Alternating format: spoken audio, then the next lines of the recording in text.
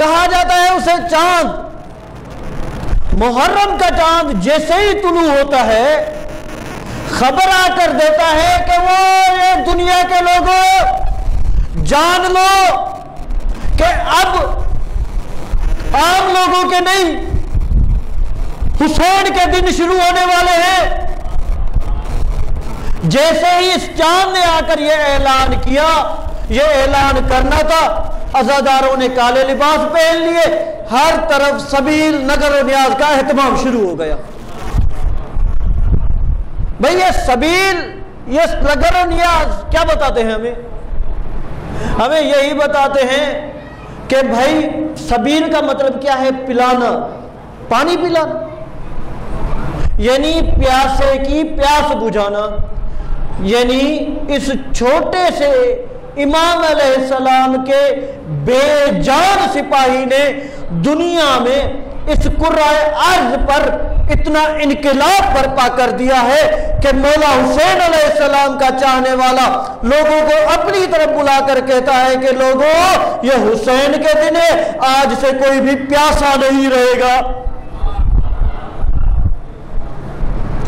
پھر بھئی لنگر و نیاز کا اہتمام، یہ لنگر و نیاز کا اہتمام کیا ہوتا ہے؟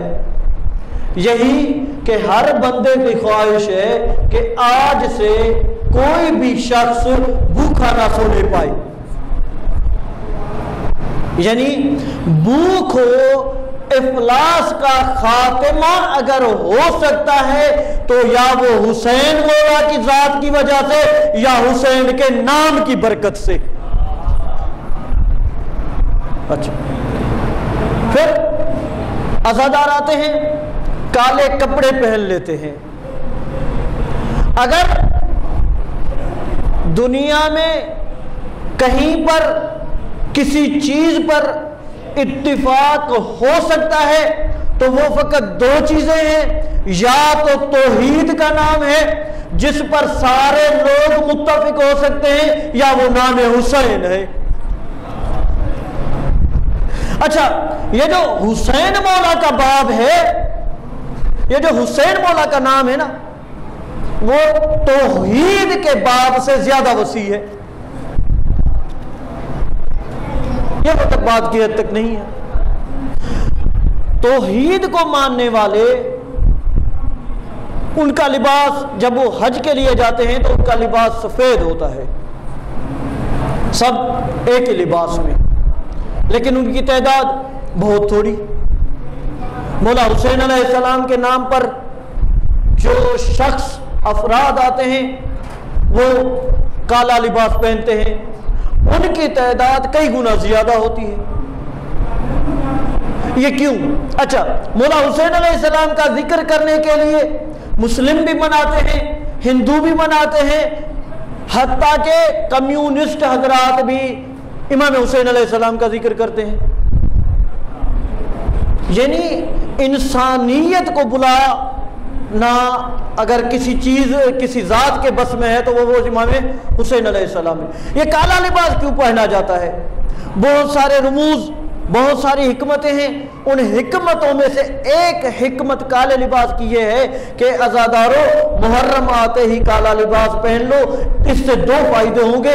ایک تو آپ غم زدہ والی شکل و صورت اختیار کر لیں گے، آپ اپنے لباس سے ظاہر کریں گے کہ ہم غم میں ہیں۔ بھائی جو غم میں ہوتا ہے، جو درد میں ہوتا ہے، جو دکھ میں ہوتا ہے، وہ جب خود غم میں ہو کسی دوسرے کو غمگین دیکھے گا تو اس کے غم کا احساس پہلے کرے گا۔ اسی وجہ سے سبیلے، اسی وجہ سے نیاز، اسی وجہ سے یہ تبرکات بانٹے جاتے ہیں۔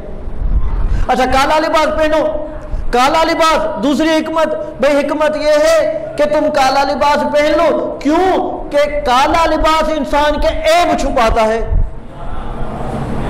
سفید لباس ہو، معمولی سا داغ لگ جائے تو وہ ظاہر ہوتا ہے، نظر آتا ہے، لیکن کالے لباس پہ بہت سارے داغ لگ جائیں لیکن پھر بھی ہلکا سا کوئی محسوس ہو تو ہو، وگرنہ داغ نظر نہیں آتے۔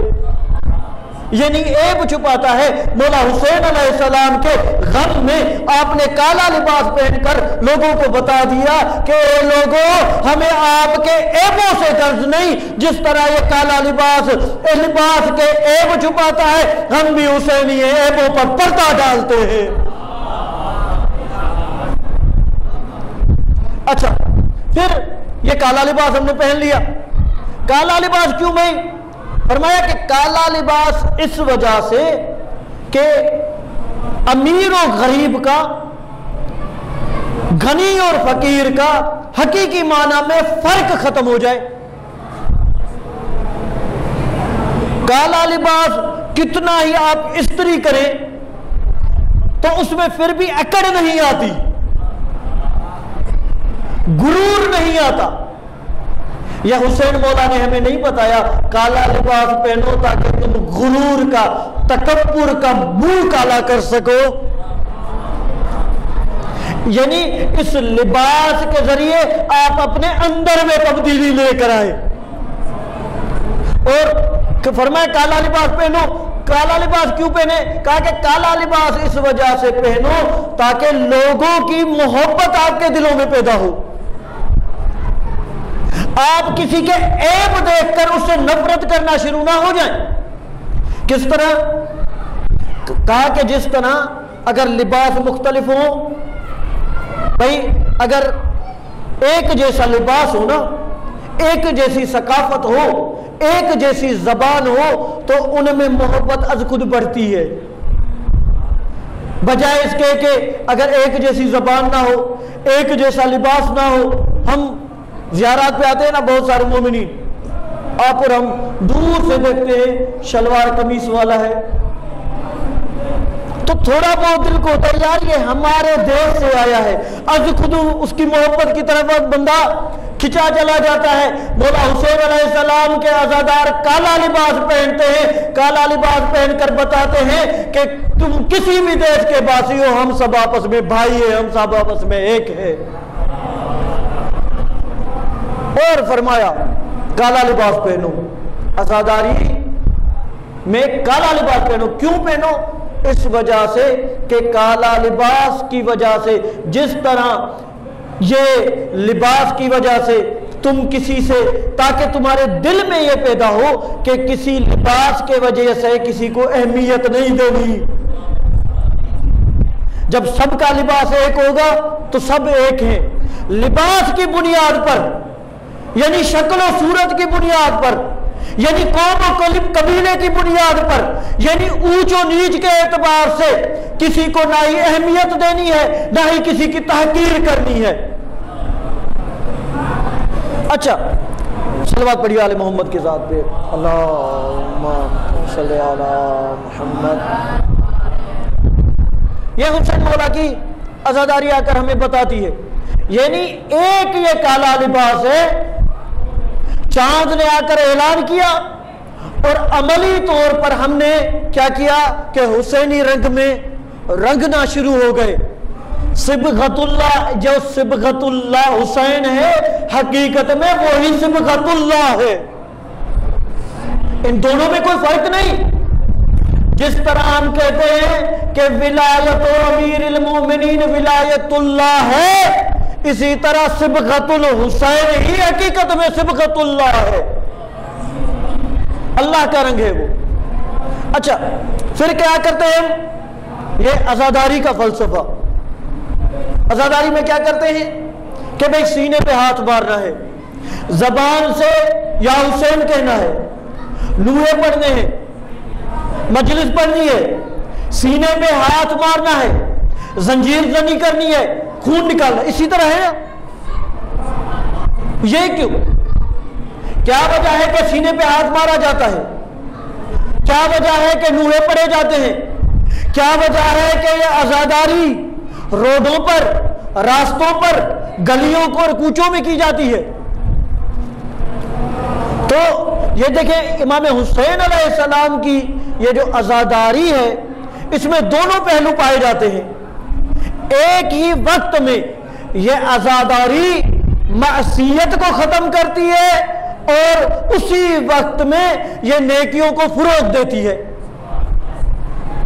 خیر کو آگے بڑھاتی ہے اور معصیت کو دبا دیتی ہے۔ کس طرح؟ بھائی یہ عزاداری آ کر ہم کیا کرتے ہیں؟ سینے پر ہاتھ مارتے ہیں، زنجیر زنی کرتے ہیں۔ کیوں کرتے ہیں بھائی؟ کہا کہ سینے پہ ہاتھ مار کے ہم اعلان کر رہے ہوتے ہیں، حقیقت میں حسین مولا سے عہد کر رہے ہوتے ہیں، مولا حسین اگر اس طرح کا کوئی بھی وقت آ گیا کہ ہمیں اپنے بھائی کو مارنا پڑے یا اپنے آپ کو مارنا پڑے، دوسرے کو تکلیف پہنچانی پڑ جائے یا خود کو تکلیف پہنچانی پڑ جائے، مولا حسین ہم عزاداری میں، محرم کے ایام میں آپ سے وعدہ کرتے ہیں خود کو تو مار سکتے ہیں، آپ کے کسی شیعہ کو تکلیف نہیں پہنچانے۔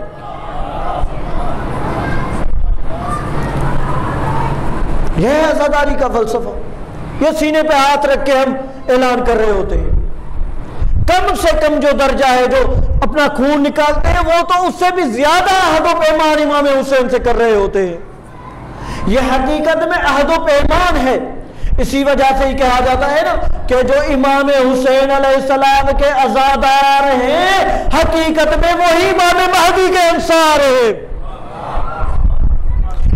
اسی وجہ سے علماء فرماتے ہیں یہ عزاداری ایسی یونیورسٹی ہے جس میں امام مہدی کے انصار تیار ہوتے ہیں۔ حسین یعنی ظلم کے خلاف تنہا آواز، حسین یعنی جس کو معصیت خدا برداشت نہیں ہے، حسین یعنی کہ کبھی بھی حسین کسی ظالم کو، طاغی کو ظلم کرتے ہوئے برداشت نہیں کر سکتا۔ یہ ہائے حسین یا حسین عزاداری نوحوں کے ذریعے ہم اعلان کر رہے ہوتے ہیں کہ جب کبھی بھی ایسا وقت آئے کہ ہمارے کسی مومن بھائی پر ظلم کیا جا رہا ہوگا، معاشرے میں عدل و انصاف کے خلاف کام ہوگا، اے حسین اس مقدس زبان پر آپ کے نوحے آئے ہیں، آپ کا نام مبارک آیا ہے، مولا جس طرح یہ زبان آپ کے غم میں بولتی ہے اسی طرح یہ زبان ظلم کے خلاف بولے گی۔ یہی وجہ ہے کہ یہ جو جلوس ہے، یہ جو عزاداری ہے، یہ امام بارگاہوں تک محدود نہیں رہتی۔ کیوں نہیں رہتی؟ اس وجہ سے کہ جب ظلم آ جائے، جب ظلم عام ہوگا تو ہم روڈوں پر نکل کر، راستوں پر نکل کر یزید یعنی ظلم اس کے خلاف قیام کریں گے، گھروں میں نہیں بیٹھے رہیں گے۔ یہ امام حسین علیہ السلام کا نام مبارک جو اللہ کے اسماء اللہ الحسنى، اللہ کے اسماء حسنى میں سے ہے، ہمیں حریت کا درس دیتا ہے، آزادی کا درس دیتا ہے، حمیت و غیرت کا درس دیتا ہے۔ کون حسین؟ میں نے صلوات پڑھی ہے آل محمد کی ذات میں، اللہم صلی علی محمد وآل محمد۔ یہ تو تمہیدی گفتگو تھی۔ اچھا اصل موضوع تو میرے خیال میں دامن وقت میں گنجائش ہے یا نہیں ہے وہ دوست بتائیں گے۔ صلوات پڑھیں آل محمد کی ذات پہ، اللہم صلی علی محمد۔ بہرحال سارے وہ جو آیت کریمہ تلاوت کی تھی یا جس موضوع پر گفتگو کرنی تھی وہ اس کو ایک جانب رکھتے ہیں۔ امام حسین علیہ السلام کے نام مبارک سے میں نہ صرف نام مبارک بلکہ جتنی بھی چیزیں امام حسین علیہ السلام سے منسوب ہیں ان میں ایک خاص قسم کا اثر پایا جاتا ہے۔ یہ بات نہیں ہے صرف خطیبانہ بات، عقیدت مندانہ بات اور محبت اور احساسات کے جذبات سے بھرپور بات نہیں ہے، بلکہ یہ حقیقت ہے۔ امام حسین علیہ السلام سے منسوب جتنی چیزیں ہیں نا ان کے احکامات ما فوق الدین والفطرت ہیں۔ یہ جو آیہ کریمہ میں نے انتخاب کی تھی وَلَن تَجِدَ لِسُنَّتِ اللَّهِ تَبْدِيلًا وَلَن تَجِدَ لِسُنَّتِ اللَّهِ تَحْوِيلًا، یہ اسی موضوع کو ثابت کرنے کے لیے تلاوت. لیکن چونکہ دامن وقت میں اتنی گنجائش نہیں، وہ انتہائی اگر ایک دو جملے میں اپنے موضوع کو میں خدا کرے کہ مقید کر سکوں، بیان کر سکوں، تو اس طرح کہوں گا کہ امام حسین علیہ السلام کے سے منسوب تمام چیزیں، ان کے احکامات ما فوق الفطرہ ہیں، انسان کی سمجھ سے بالا تر ہیں. مٹی کو کھانا خداوند عظیم نے حرام کیا ہے. کیوں ہے حرام؟ کیوں میں کہ اس میں ایسے اجزاء ہیں جو مضر صحت ہیں، صحت کو نقصان پہنچانے والے ہیں.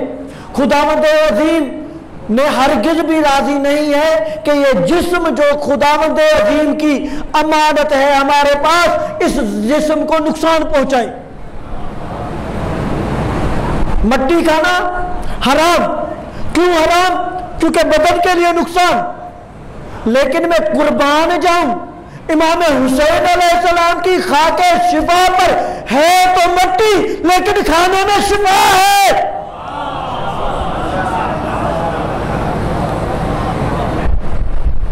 یہ امام حسین علیہ السلام. اور امام حسین علیہ السلام اللہ کی یہ جو مجالس ہیں، یہ جو نیاز ہے، یہ جو تبرک ہے، یہ جو سبیل ہے، یہ حقیقت میں اللہ کی رحمت ہے. جناب حر علیہ السلام کون تھے؟ عاشور کے دن کوئی بندہ امام حسین علیہ السلام کو چھوڑ کے یزید کے لشکر میں چلا جائے سمجھ میں آتا ہے.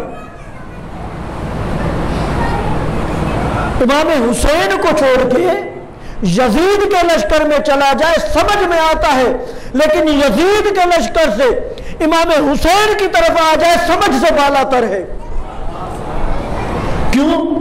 کیونکہ امام حسین علیہ السلام کی طرف بھوک ہے، پیاس ہے، سختی ہے.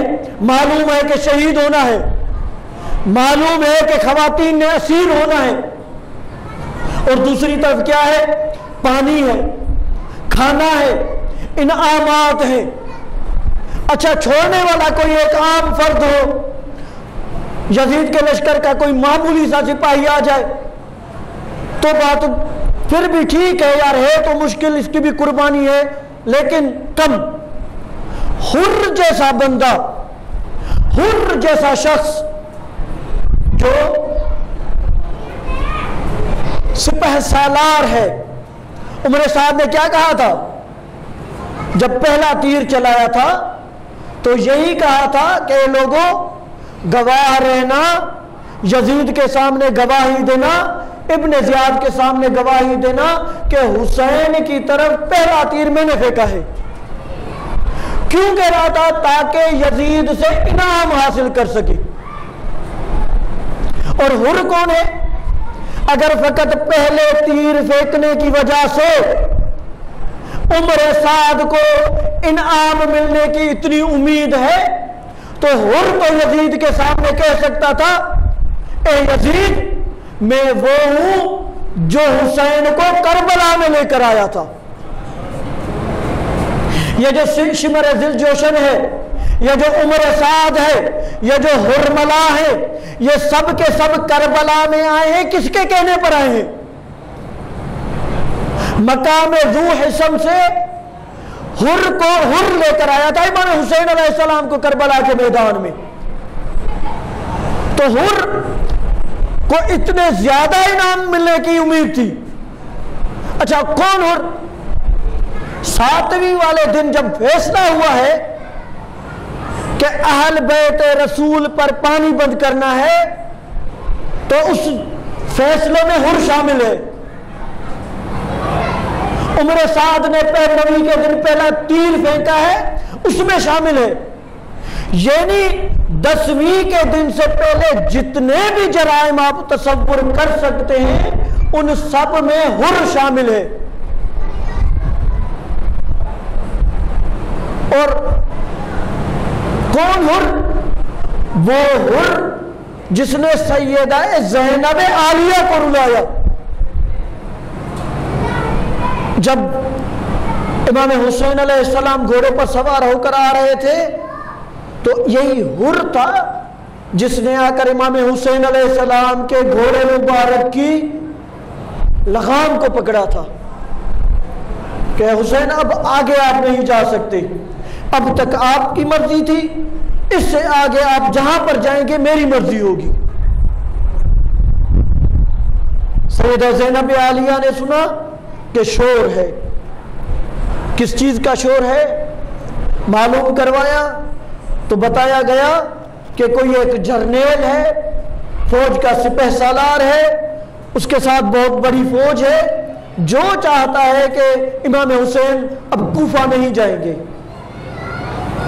سیدہ زینب عالیہ عالمہ غیر معلمہ ہیں، ان کو مولا امیر علیہ السلام نے بتایا تھا کہ میرے جانے کے بعد کیا ہوگا۔ سیدہ فاطمہ زہرا نے بتایا تھا کہ آنے والے حالات میں کیا ہوگا۔ سیدہ جانتی تھی کہ کون سے مقام پہ کون سا فرد آ کر ملحق ہوگا کہ کربلا بپا ہوگی۔ سیدہ نے جیسے ہی سنا، سیدہ زینب عالیہ رونے لگی۔ پوچھنے والی نے پوچھا کہ آقا زادی آپ کیوں رو رہی ہیں؟ تو سیدہ نے سارا کربلا کا تذکرہ سنایا کہ اب یہ ہونے والا ہے، اب ہمارے درمیان ہمارے بھائی حسین زیادہ دیر نہیں رہنے والے، اب تھوڑے دنوں کے مہمان ہیں۔ اے عزادارو، وہ حر جو اتنے جرائم میں شامل تھا، 10ویں کی رات ہوئی، ساری رات غور و فکر میں، اور وہ بھی کب؟ جب میٹنگ ہوئی، اس میٹنگ میں موجود تھا یہ۔ تو عمر سعد سے کہنے لگا، اے عمر سعد، آیا جنگ کے علاوہ کوئی راستہ نہیں؟ تو عمر سعد نے کہا کہ نہیں، یہی تو وہ دن ہے جس دن کے لیے ہم تڑپ رہے ہیں۔ اسی طرح فرزند رسول کے سر کو قلم کریں۔ حر نے یہ سننا تھا، اپنے ساتھی کو کہا کہ میں اب جا رہا ہوں مولا حسین علیہ السلام کی طرف۔ ساتھی نے کہا کہ حر کیا ہو گیا ہے تمہیں؟ کیا حسین مولا تجھے قبول کریں گے؟ تو نے اپنے جرائم کی فہرست دیکھی ہے؟ کہاں تیرے اتنے بڑے جرائم؟ سید زادیوں کو رلانے والا تو ہے، امام حسین علیہ السلام کی شہادت کا سبب تو بنے گا۔ یہ جو پیاس سے بچے تڑپ رہے ہیں، اس میں تیرا بنیادی کردار ہے۔ تو جائے گا، یہاں سے نکل کے تو جائے گا، نہ ہی پھر تجھے لشکر یزید قبول کرے گا اور نہ ہی امام حسین قبول کریں گے۔ اور نے کہا نہیں، میں اس گھرانے کو جانتا ہوں، ان کے گھرانے پر اگر کوئی سائل آ جائے نا، اس کو خالی نہیں لوٹاتے۔ اور آیا، بیٹا ساتھ میں ہے، غلام ساتھ میں ہے، جیسے یہ آ رہا ہے گھوڑے پہ سوار ہو کے، جناب حبیب ابن مظاہر، جس کو امام حسین فقیہ سے تعبیر کرتے ہیں، انہوں نے اصحاب کو مخاطب ہو کر کہا کہ اصحاب، بنی ہاشم کو اپنے گھیرے میں لے لو، ایسا نہ ہو کہ آنے والا بنی ہاشم کے کسی جوان کو کوئی نقصان پہنچا لے۔ جناب عباس نے کہا، اے بنی ہاشم کے جوانوں، مولا حسین علیہ السلام کو اپنے گھیرے میں لے لو، ایسا نہ ہو کہ بے خیالی میں آنے والا امام حسین علیہ السلام کو کوئی نقصان پہنچا لے۔ میں جناب ابو الفضل العباس سے، حضرت حبیب ابن مظاہر سے عرض کروں، اے میرے آقا حبیب، اے میرے سید و سالار جناب ابو الفضل العباس، ابھی تو آپ کو مولا حسین علیہ السلام کی اتنی فکر ہے، ہائے وہ حسن عاشور امام حسین علیہ السلام کا بے غور و کفن لاشا پڑا ہوگا، اور اس سے پہلے مولا حسین آپ کو صدا دے رہے ہوں گے، حل من ناصر ینصرنا کہہ رہے ہوں گے۔ اے عزیزوں، جیسے ہی حر آیا نا، دیکھا قریب پہنچا تو اس نے کیا کیا کہ اپنے جیب سے رومال نکالا اور اپنے دونوں ہاتھوں کو باندھا۔ مولا حسین علیہ السلام نے جیسے یہ اس کا یہ عمل دیکھا، عباس بنی ہاشم کے جوان آپ یہاں پر کھڑے ہو جائیں۔ وہ ٹھہرے، مولا حسین علیہ السلام گھوڑے پہ آگے بڑھے، جیسے ہی حور کے قریب پہنچے، حور نے یہ انتظار نہیں کیا کہ مولا حسین علیہ السلام گھوڑے سے نیچے آئے، حور نے اب مولا حسین علیہ السلام کے پاؤں مبارک پر اپنا سر رکھ دیا اور کہنے لگے، اے امام حسین، اے فرزند زہرا، اے کریم اہل بیت، کیا مجھ جیسے گنہگار کے لیے بھی معافی ہے؟ مولا حسین علیہ السلام نے فرمایا، یا حر انت اخی فی الدنیا والآخرہ، اللہ اللہ قربان جاؤں اہل بیت کی قریبی پر، جو سیدہ زینب عالیہ کو رلانے کا سبب ہے، اس کے لیے مولا حسین کہہ رہے، اے حر نہیں کوئی مسئلہ نہیں، اس طرح مولا سلوک کر رہے ہیں جیسے حر نے کچھ کیا ہی نہ ہو۔ اے حر تو دنیا میں بھی میرا بھائی ہے، آخرت میں بھی میرا بھائی ہے۔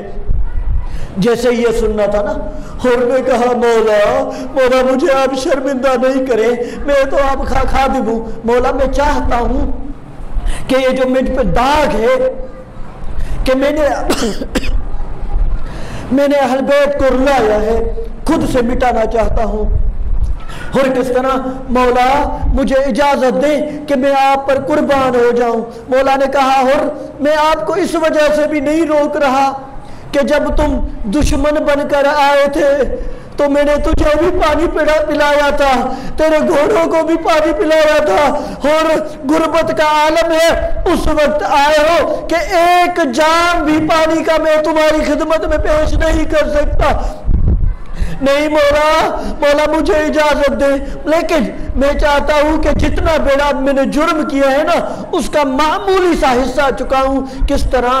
مولا مجھے اجازت دے، میں اپنے بیٹے علی کو بھیجتا ہوں تاکہ وہ پر شہید ہو جائے، میں اس کا داغ اپنے دل پر برداشت کرنا چاہتا ہوں، مولا اس کے بعد میں آپ پر قربان ہو جاؤں گا۔ ایک مرتبہ علی ابن حر گیا، لڑتے لڑتے اپنے باپ کو صدا دیے، بابا میرا آخری سلام ہو۔ حر کا پہنچنا نہیں تھا کہ علماء فرماتے اس سے پہلے امام حسین علیہ السلام پہنچ گئے۔ حر جو آئے، مولا میں اپنے بیٹے کو اٹھاتا ہوں۔ مولا حسین علیہ السلام نے فرمایا، نہیں حر، جوان بیٹا ہے، جوان بیٹے کا لاش باپ نہیں اٹھاتا، اپنے بابا کو نہیں اٹھانے دیا جاتا۔ اور کربلا کے غریب مظلوم امام ابھی تو حر کو کہہ رہے، جوان بیٹے کا لاش بوڑھا باپ نہیں اٹھاتا، ہائے علی اکبر جیسا جوان ہو۔